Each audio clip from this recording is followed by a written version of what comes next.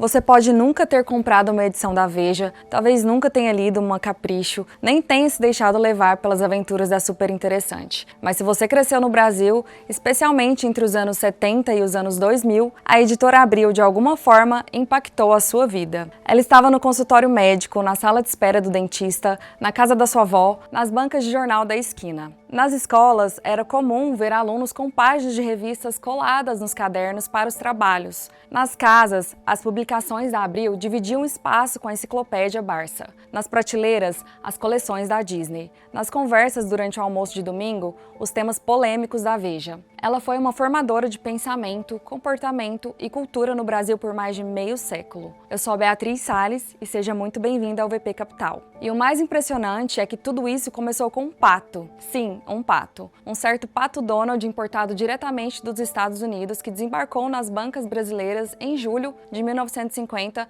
e deu início ao império editorial que mudaria para sempre a forma como o brasileiro consome informação e entretenimento. Mas o que fez a Abril ser tão grande? Como ela se transformou na editora mais influente da América Latina ao ponto de desafiar governos, lançar tendências, formar gerações e, por fim, entrar em colapso após o domínio do digital? Neste vídeo, a gente vai mergulhar na incrível e turbulenta história da Editora Abril. Uma jornada que envolve idealismo, ambição, sucesso absoluto, poder midiático, crises financeiras, polêmicas, reinvenções e, claro, uma pitada generosa de nostalgia. Prepare-se para revisitar capas que marcaram época, bastidores que nunca vieram à tona e entender por que, mesmo com todas as transformações do mundo moderno, o nome Abril ainda carrega peso, memória e impacto. Porque a história da Editora Abril é também a história do Brasil.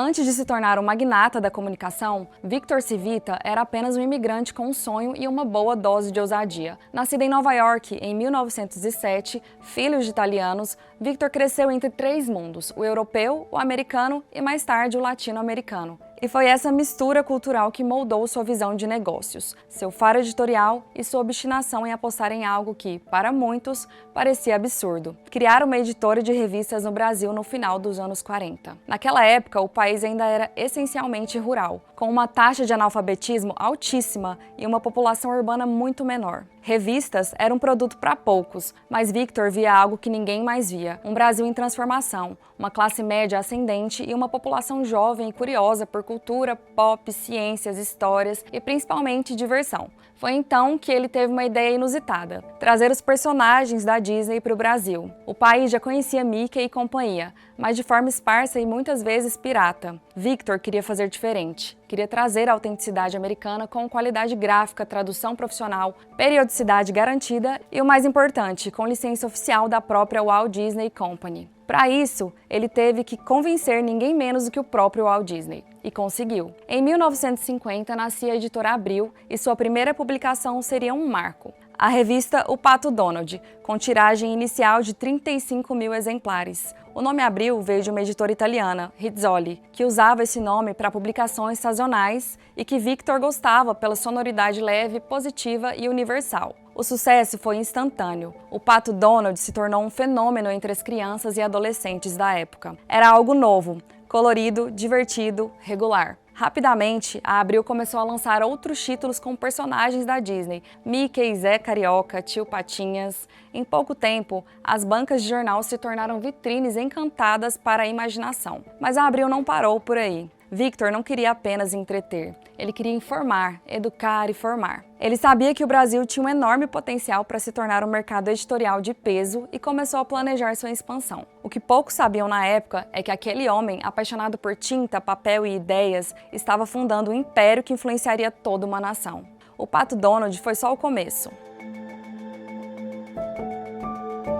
Nos anos 50, a Editora Abril já havia provado que sabia falar com as crianças brasileiras, mas Victor Civita queria mais. Ele acreditava que a empresa tinha o dever e a oportunidade de ir além do entretenimento. O Brasil estava mudando rapidamente: urbanização acelerada, industrialização crescente e uma classe média cada vez mais ávida por informação, consumo e status. Era o cenário perfeito para uma nova etapa da Abril, a entrada no mundo das revistas informativas. E foi nesse momento que nasceu a Quatro Rodas, em 1960. Muito mais que uma revista sobre automóveis, ela foi uma das primeiras publicações brasileiras a unir jornalismo, serviço e estilo de vida. Quatro Rodas não apenas mostrava carros, mas os testava, comparava, criticava. Ela tratava o leitor como consumidor consciente e exigente, e não como espectador passivo. O sucesso foi imediato e abriu as portas para um novo posicionamento editorial da Abril. Mas o verdadeiro divisor de águas viria em 1966, com o lançamento da Realidade. Pouco lembrada pelas novas gerações, Realidade foi uma revolução silenciosa no jornalismo brasileiro. Inspirada na Life americana, ela nasceu com a proposta de ser uma revista mensal de grandes reportagens, mergulhando fundo em temas como política, sociedade, cultura, comportamento e até sexualidade, em plena ditadura militar. E fazia isso com uma linguagem moderna, ousada, visualmente poderosa. Era provocadora, sensível, às vezes até poética. Foi em Realidade que o país viu pela primeira vez reportagens com narrativa literária, fotos em página dupla, entrevistas sem retoques e uma aposta corajosa no jornalismo investigativo. Era mais do que uma revista, era um espelho do Brasil, ainda que rachado, às vezes desconfortável, mas necessário. A equipe da Realidade formou uma geração inteira de jornalistas, editores e repórteres que mais tarde ocupariam cargos de liderança na imprensa nacional. Ela foi uma espécie de escola editorial, onde o jornalismo deixou de ser apenas transmissão de fatos e passou a ser vivência de histórias. Nesse mesmo período, a Abril começava a explorar novos segmentos: revistas femininas, infanto-juvenis, científicas e culturais. Victor Civita estava montando, aos poucos, um verdadeiro ecossistema editorial, um universo em que a Abril era capaz de acompanhar um leitor dos 5 aos 75 anos de idade, da infância com os gibis da Disney à adolescência com a Capricho, a juventude com a Super Interessante, a maturidade com a Veja e Exame. A Abril não publicava revistas, ela criava referências de vida. E por trás de tudo isso existe uma filosofia clara: qualidade gráfica, periodicidade rigorosa, conteúdo relevante e um profundo respeito pela inteligência do leitor. Era essa a fórmula que transformava revistas em hábitos e leitores em fiéis seguidores. Na virada para os anos 70, a Abril já não era mais apenas uma editora de sucesso. Ela era uma instituição nacional e estava apenas começando sua era de ouro. Se os anos 50 e 60 foram de construção e consolidação, os anos 70 e 80 foram o auge absoluto da editora Abril. Uma época em que ela se tornou, sem exagero, a principal referência da imprensa brasileira. Uma espécie de Globo das bancas. E o nome por trás dessa transformação ainda era o mesmo: Victor Civita, que, com um olhar estratégico e apetite por inovação, guiava a Abril como maestro de orquestra. Em 1968, em meio à tensão política da ditadura militar, nascia a revista que viria a ser o símbolo máximo do poder editorial da Abril, a Veja. Inspirada pela Time Newsweek americanas, Veja chegou com uma proposta ousada: ser o principal semanário de notícias do país, e conseguiu. Com reportagens profundas, capas impactantes e colunistas afiados, a revista se transformou rapidamente em leitura obrigatória para políticos, empresários, estudantes, professores e formadores de opinião. Mais do que informar, Veja passou a influenciar.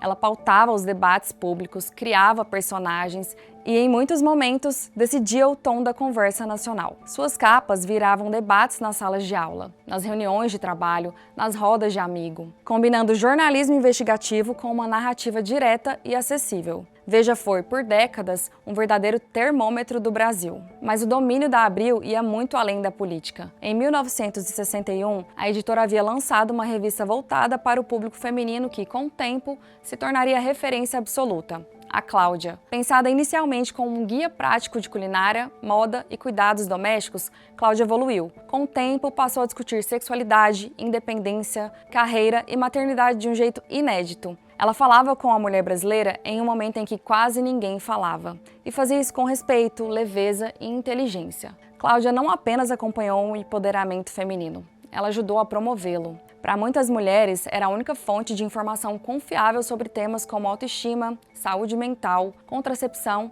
e mercado de trabalho. Era uma revista que ouvia, compreendia e refletia as transformações da mulher brasileira. E veio aí a Exame, em 1967. Se Veja falava com o cidadão e Cláudia com a mulher, Exame mirava o executivo, o empreendedor, o investidor. Era a revista que explicava a economia de forma prática, direta e sem jargões excessivos. Ela antecipava tendências, analisava movimentos de mercado, trazia perfis de grandes empresários e cobria temas globais com uma lente brasileira.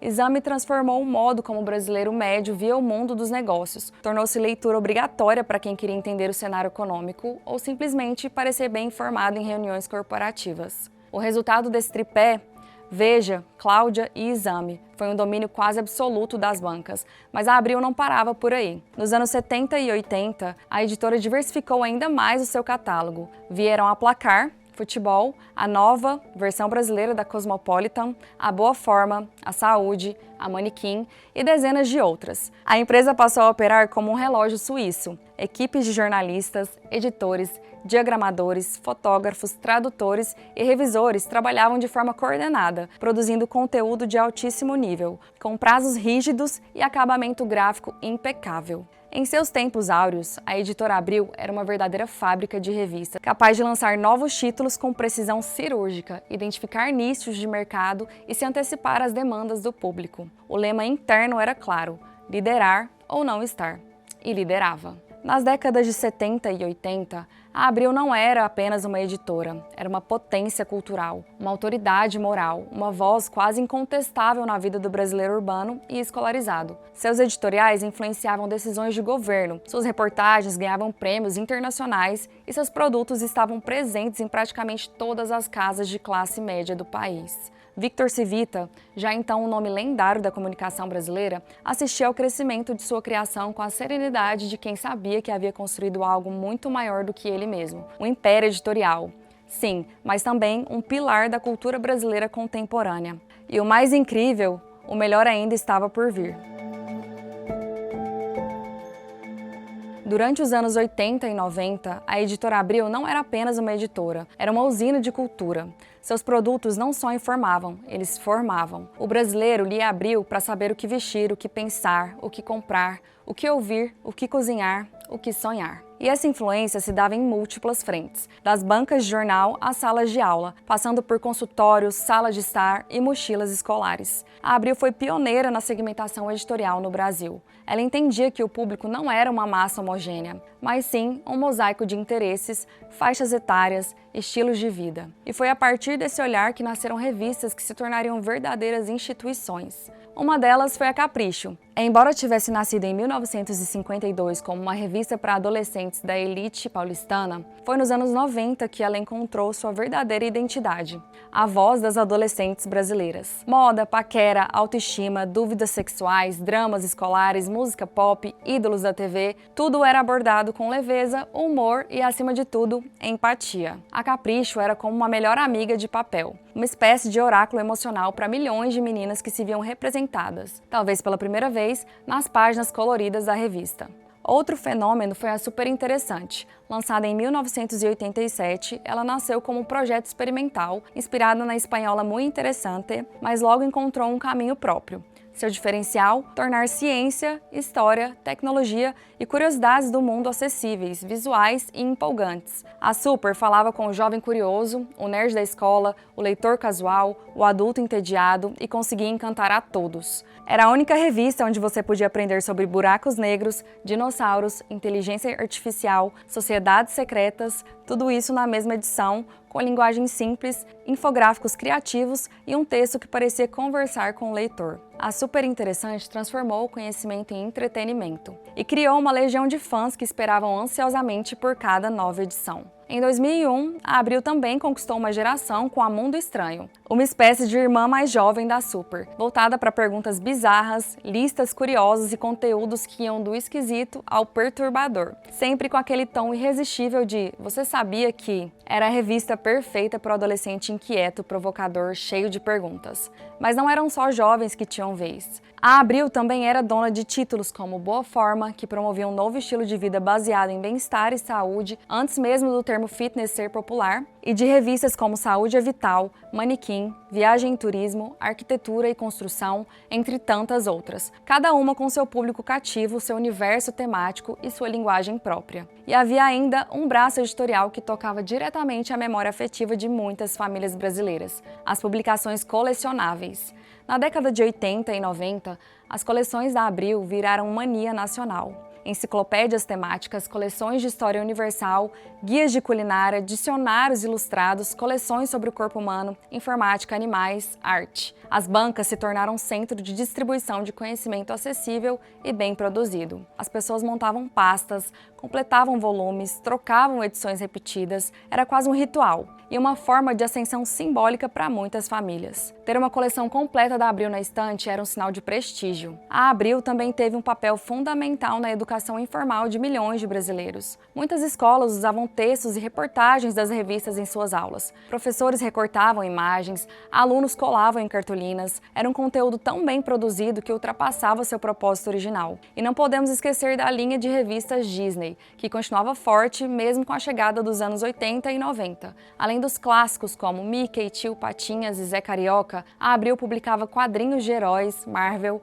mangás e adaptações de séries animadas, tudo com alta qualidade de impressão, tradução cuidadosa e regularidade exemplar. Na prática, a editora Abril conseguia estar presente em todas as fases da vida do brasileiro, da infância à maturidade, da curiosidade escolar ao consumo consciente, das descobertas do corpo às ambições profissionais. Ela moldou gostos, comportamentos, linguagens, fez gerações lerem, fez milhões se apaixonarem pelo papel, pela informação, pela ideia de que aprender pode ser divertido. E por muitos anos parecia que essa influência jamais teria fim.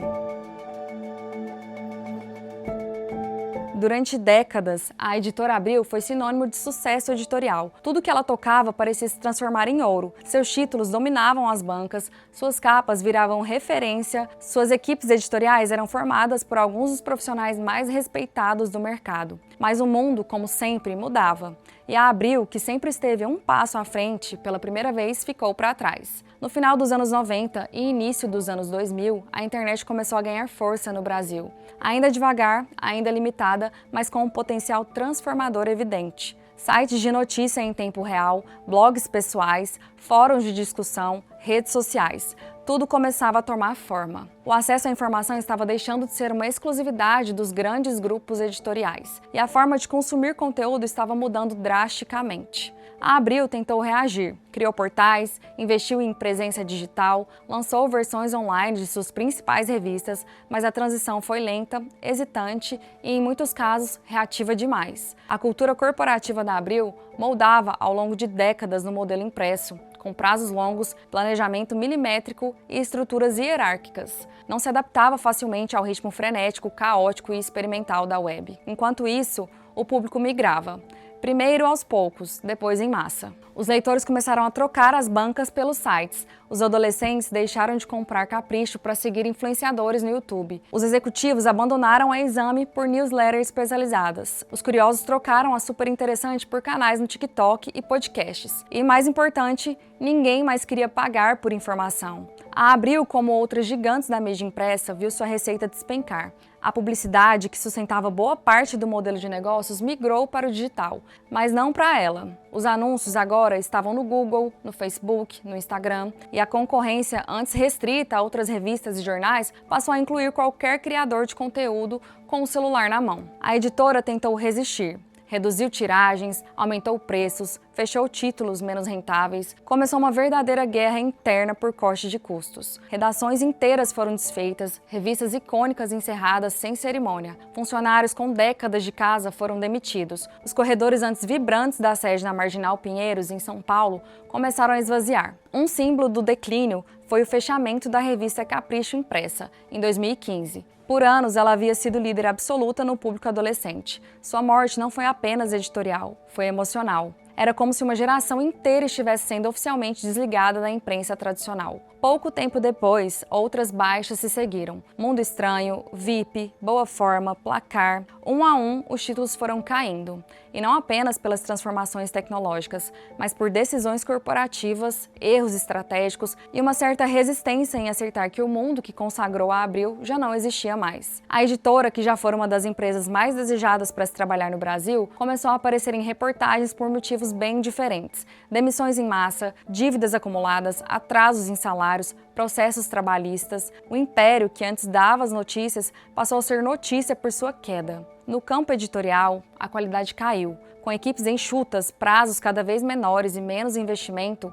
as revistas remanescentes perderam profundidade. As versões digitais muitas vezes não conseguiam manter o padrão das edições impressas e também não geravam receita suficiente para sustentar a operação. Enquanto isso, novos veículos digitais ocupavam o espaço com mais agilidade, linguagem atualizada, proximidade com o público e custos muito mais baixos. A Abril se tornava, pouco a pouco, uma gigante cansada tentando correr em uma pista feita para velocistas digitais. A chegada da segunda década dos anos 2000 não trouxe alívio, pelo contrário, as finanças da empresa se deterioraram rapidamente. E em 2018 veio o que muitos temiam: operação judicial. Uma manobra para tentar evitar a falência, reestruturar dívidas e manter as operações mínimas, mas o estrago já estava feito.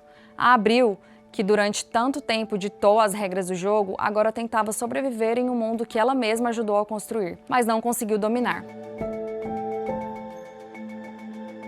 Para quem acompanhou o auge da editora Abril, era difícil acreditar no que estava acontecendo. A empresa, que um dia fora sinônimo de excelência, inovação e liderança absoluta no mercado editorial brasileiro, agora estampava as páginas dos jornais como símbolo de decadência corporativa. O começo do fim teve vários sinais. Um deles foi a saída progressiva da família Civita, o clã que fundou e comandou a Abril por mais de meio século. Após a morte de Victor Civita, em 1990, seu filho Roberto Civita assumiu o comando com a mesma ambição do pai, mas enfrentando um cenário completamente diferente. Roberto era um entusiasta do jornalismo sério e de longa duração, e tentou manter o padrão de excelência que transformou a Veja numa referência latino-americana. Mas o mundo estava mudando rápido demais. Quando Roberto faleceu em 2013, a família perdeu seu principal articulador, e foi nesse momento que começaram os movimentos mais delicados: a busca por investidores externos, a venda de ativos e, finalmente, a entrega do controle da Abril para o mercado financeiro. As dívidas eram gigantescas, com fornecedores, funcionários, bancos, governos. As receitas publicitárias despencavam, a circulação das revistas minguava mês após mês,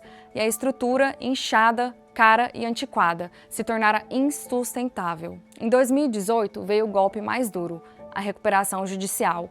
Um passo drástico que simbolizava não apenas um problema contábil, mas o colapso de uma cultura corporativa que, por muito tempo, acreditou ser imbatível. No início do ano seguinte, o Grupo Abril foi vendido ao empresário Fábio Carvalho, um investidor especializado em reestruturações de empresas em crise. A promessa era salvar a Abril, modernizá-la e fazê-la voltar a crescer. Mas por trás dos discursos otimistas, a realidade era brutal. A Abril estava quebrada. A recuperação judicial foi acompanhada de cortes radicais, dezenas de revistas encerradas, centenas de jornalistas demitidos, fechamento de departamentos inteiros, venda de imóveis, leilão de acervos. O prédio icônico da Abril na Marginal Pinheiros, símbolo físico do poder editorial da empresa, foi parcialmente esvaziado. A Abril encolhia em velocidade assustadora. A Veja, outrora o carro-chefe, tentou se reinventar como revista digital, mas perdeu espaço para concorrentes mais dinâmicos. A Exame foi vendida, a Cláudia, que por décadas foi a maior revista feminina do país,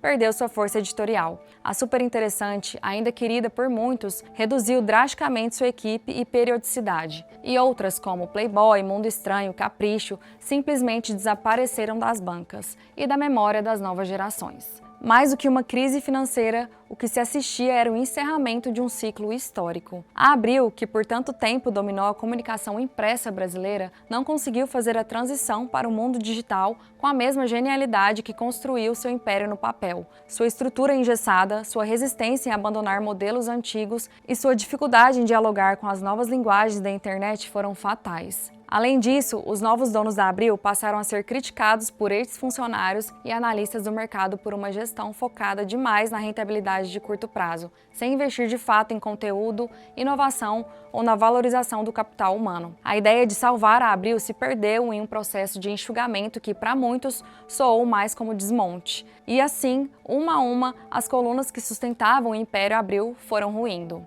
O que antes era uma máquina de produzir conteúdo para todas as idades, classes e interesses, tornou-se uma operação reduzida, com poucos títulos sobreviventes e com uma marca que, embora ainda tenha peso histórico, já não dita mais o rumo da cultura e da informação do país. Mas, apesar do fim melancólico, a história da Abril ainda ecoa. Sua influência foi tão profunda que até hoje se vê sua marca na formação cultural de milhões de brasileiros. Jornalistas que começaram ali seguem ativos, designers gráficos que passaram pelas revistas da casa hoje comandam agências e projetos digitais. Ex-leitores, por sua vez, carregam um senso crítico, uma bagagem de curiosidade e um respeito pelo impresso que nasceu ali, nas páginas da Abril. O fim de uma era, sim, mas também um legado inapagável.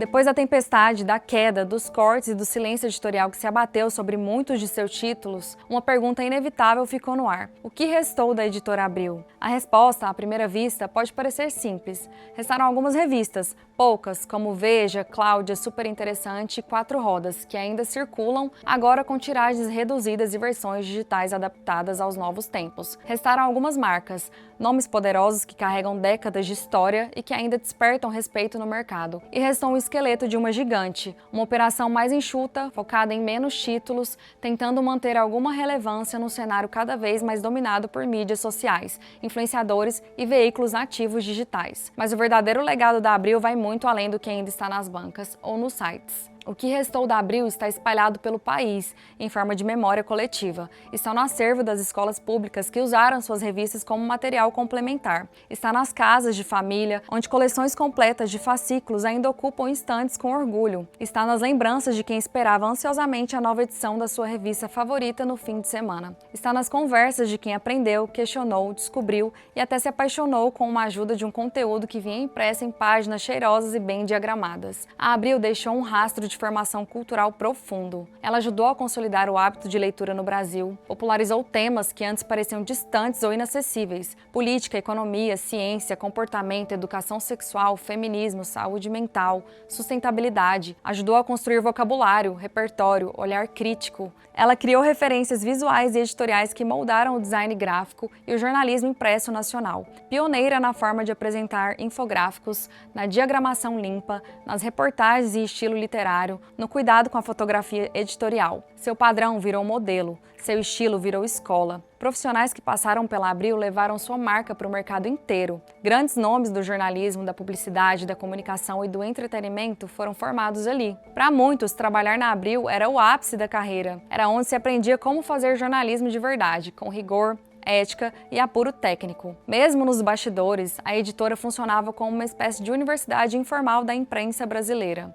Mas há também outro tipo de legado, aquele que fala mais de sentimento do que técnica. Porque para quem viveu a era de ouro da Abril, suas revistas não eram apenas produtos. Eram companheiras de vida. Um número da Capricho podia ser um marco na adolescência de alguém. Uma edição da Super podia ter despertado uma vocação científica. Um editorial da Veja podia ter acendido uma consciência política. Uma receita da Cláudia Cozinha podia ter virado tradição de família. Uma coleção sobre o corpo humano podia ter sido a primeira enciclopédia de um filho. E se você quiser se tornar aluno da UVP, para começar a entender melhor esses movimentos de mercado, olha só, vai lá agora, entra aí, auvp.com.br. Clica aqui nesse botão, faça a sua análise de perfil. O que é isso aqui? É só um formuláriozinho onde você vai me responder algumas perguntas sobre você, sobre as suas intenções, para ver se a gente está alinhado. Por quê? Porque na UVP a gente tem um sistema diferente dos outros. A primeira coisa é que você tem as suas aulas ao vivo direto comigo mesmo, você tem acesso à comunidade, você tem acesso a uma plataforma de investimentos com taxas diferenciadas, você recebe cashback em todas as suas negociações, então você vai ter acesso a uma plataforma. Aqui eu estaria ganhando X de spread lá que o BTG ia me pagar. No caso, vai direto para você. A gente não cobra isso de você na UVP, né? Então você recebe o cashback de todo investimento que você faz. Isso aí, cara, tem aqui na gente, muito legal. Você recebe acesso a essa plataforma, você recebe acesso a todo o ambiente de aulas, ao módulo avançado que a gente lançou agora, né? A gente tem várias coisas, tudo gratuito para você que se torna aluno. E aí, o que eu faço aqui? Para ter certeza que faz sentido para você entrar na UVP, porque depois você pode pedir o dinheiro de volta, né? Então, para ter certeza, eu pego esse formulário, você vai conversar com um especialista, ser humano mesmo, o cara vai lá trocar uma ideia com você, ou uma pessoa vai trocar uma ideia com você, vai entender os seus objetivos, falar, cara, estamos alinhados pra caramba, é isso aí. Então a gente tá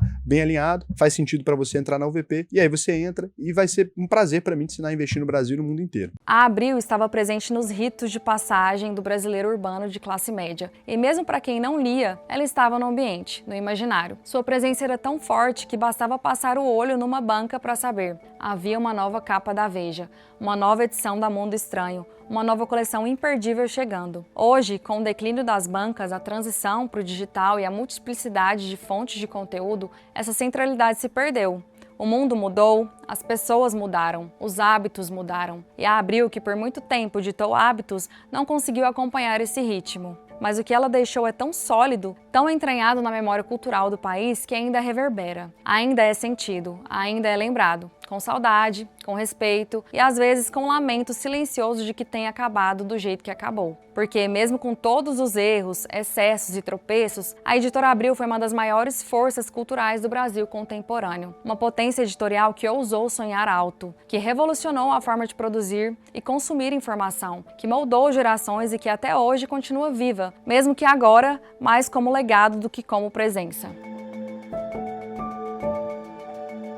A Editora Abril não acabou de uma vez. Ela não foi destruída por um incêndio, nem soterrada por uma crise súbita. O que aconteceu foi mais silencioso e talvez mais cruel. Ela foi desaparecendo aos poucos, deixando de estar nas bancas, depois nas mochilas, depois nas conversas. Um sumiço gradual, quase imperceptível, mas inevitável. E o que fica disso tudo? Talvez o fim da Abril, tal como conhecíamos, não seja só o fim de uma editora. Talvez seja o fim de uma era, o fim de um tempo em que as pessoas paravam para folhear uma revista, sentir o cheiro do papel, descobrir o mundo entre páginas bem diagramadas. Um tempo em que informação chegava com periodicidade e não com a urgência de notificações incessantes. Um tempo em que a espera por uma nova edição fazia parte do prazer. Mas seria justo chamar isso de fim? Ou seria mais honesto encarar como transformação? O mundo continua contando histórias. Hoje, por meio de vídeos curtos, podcasts, newsletters, redes sociais, plataformas de stream, a narrativa continua viva, talvez mais do que nunca. A diferença é que agora ela é fragmentada, distribuída, acelerada. E nesse novo cenário, o papel perdeu espaço,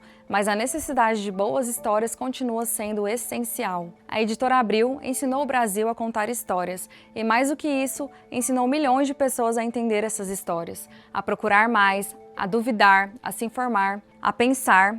Isso não desaparece com o fim de uma revista, isso continua em cada leitor que aprendeu a buscar fontes, comparar versões, interpretar o que lê e o que vê. Por isso, talvez a pergunta mais importante não seja por que a Abril acabou, mas sim o que a Abril deixou em nós. Deixou gosto por conhecimento? Deixou um olhar atento sobre o mundo? Deixou inspiração para jornalistas, designers, escritores, professores e sonhadores que passaram por suas páginas? Se sim, e tudo indica que sim, então a missão foi cumprida. E agora cabe a nós reinventar as formas de continuar essa tradição, de contar novas histórias, de formar novas gerações de leitores, criadores e pensadores. A tecnologia muda, os meios mudam, mas o que permanece é a vontade de entender o mundo e de se ver refletido nele. A Editora Abril pode não ser mais a gigante que foi, mas sua história ainda pulsa, nas páginas guardadas, nos arquivos digitais, nos corações nostálgicos e principalmente na cultura que ajudou a construir. E talvez, só talvez, este não seja o fim das revistas, apenas o começo de uma nova forma de virar páginas.